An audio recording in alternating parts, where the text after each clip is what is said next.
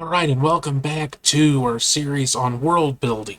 Now, in this video, we're going to get into world building history. Now, there are two things that you need to keep in mind about history that are of world building when it comes to history that are very important.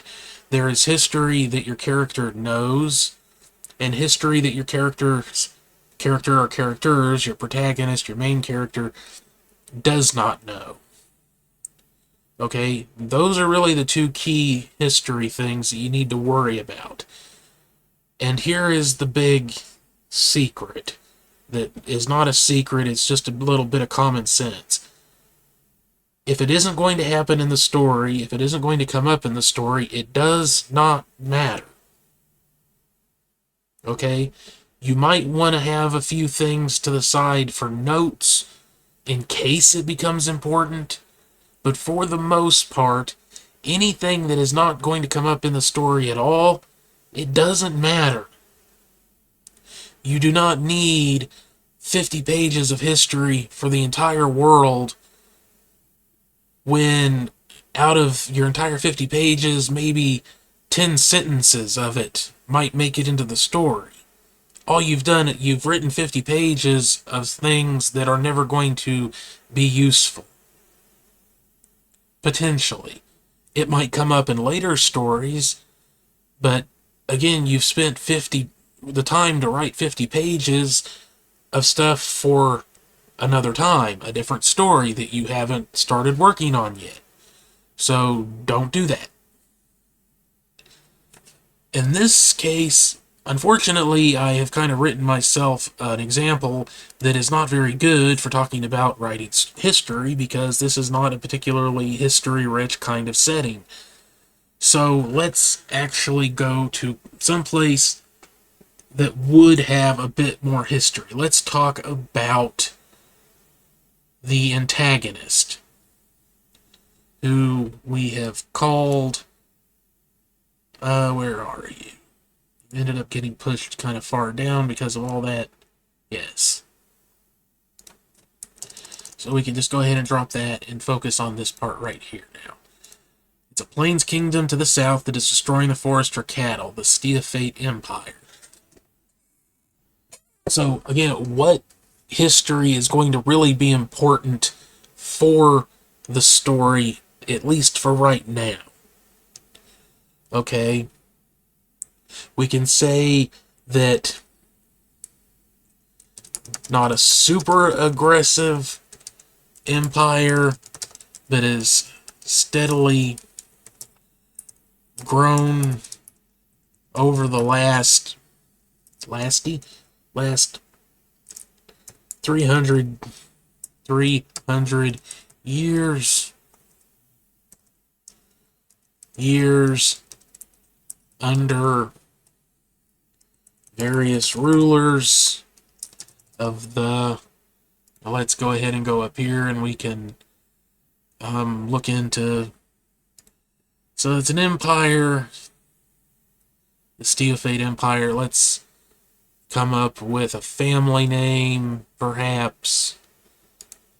Fantasy and folklore.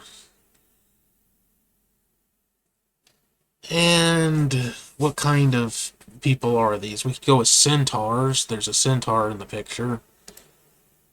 Right there.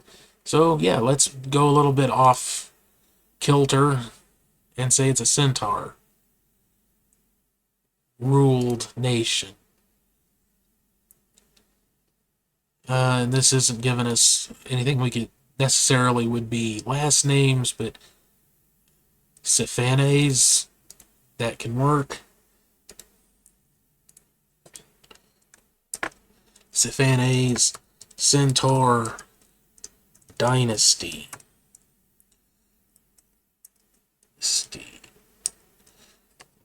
Spelling that right.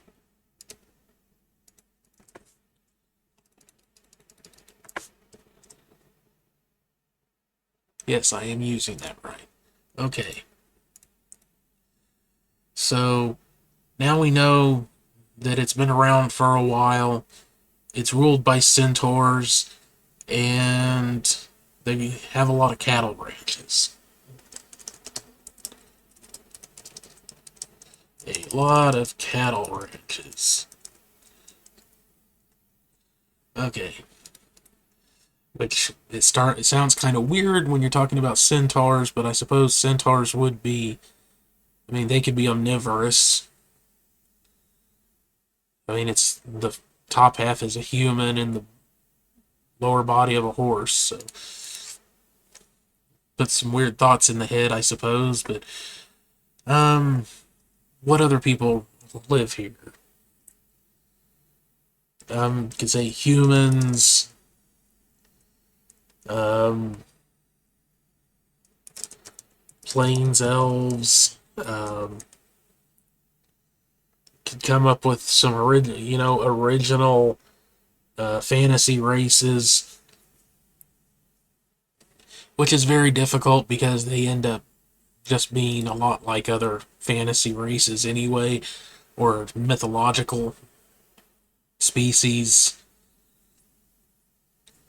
Just looking through here to see if there's anything that jumps out at me, because this gives you lots and lots of options. We could say minotaurs. Okay.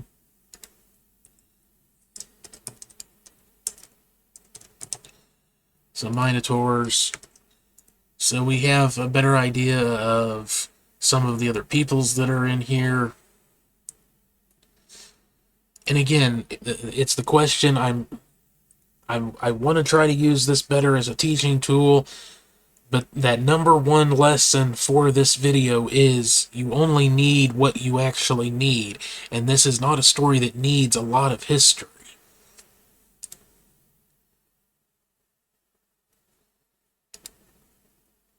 And the second lesson is that you build out your history by looking at what you have that needs history added to it.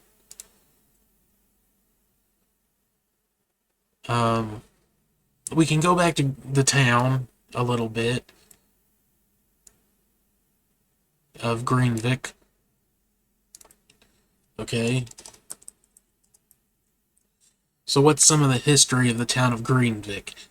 Okay, so it's central in the forest near the border of the kingdom. We can say founded by humans that fled the expansion of the empire several decades ago. So it isn't a very old settlement, we can say, and it was founded by humans that fled the expansion of the empire. Okay, so let's think of maybe some of the history of the woodland elves. Lived in the forest for hundreds of years. Prefer to stay isolated. Don't trust outsiders. This isn't really history, but it's the sort of thing that helps you get to that point where you go, okay, where does this go with the historical context? We could say that they've had a lot of clashes with humans and other races over resources in the forest over the years, okay? So that gives us a reason why they don't trust outsiders and prefer to be isolated. We could say, what do they call themselves? So you could have, is there like a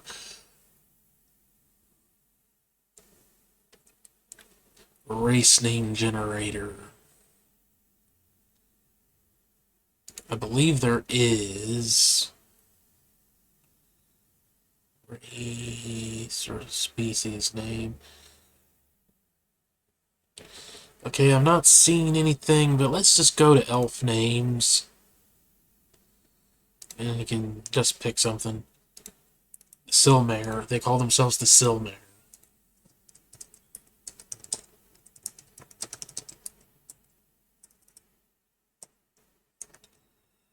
Okay. So, yeah, I'm kind of running into a roadblock here. This is the sort of thing that, like I said at the towards the beginning, this is not a very good story setup for doing a history example because there's not a whole lot of history involved. But that unto itself is a teaching tool. Again, it's all about worrying about the history that you need for your story and not worrying about things that you don't need. I don't need the entire history of the mountains because they're probably not even going to take part in the story. I just wanted a name because you might reference them in the story. Okay, we don't necessarily need history on the entirety of the Wee Folk and the Dryads, because especially if they're really like wilderness folk that don't have like a written history.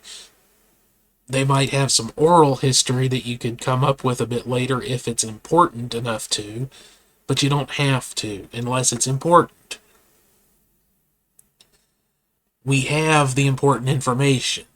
You can always build on it later because this whole process is one of you start small and you build it out over time. Okay, that's the whole thing. You start small, you build over time, and eventually you get to where you can start writing. A lot of times you'll find that you can start writing with very little, and then you'll hit something that's like, okay, I need something here, and you might have to stop and add a little bit to what you're working on, and that's just part of the process too. Because you don't know you need something until you know you need it. So thanks very much for watching. I'm sorry if this wasn't the most helpful one, but I hope you got some help out of it. It was informative, that's the word, informative, to some degree. And I'll see you on the next one. Don't forget to hit that like button, and subscribe, share, and leave a comment letting me know what you struggle with world building, because I'll get to that in other videos or directly in the comments if it's a more of a direct question. And I have more resources in the description, links to books on Amazon that you might want to check out, so check those out. I'll see you on the next one. See you later.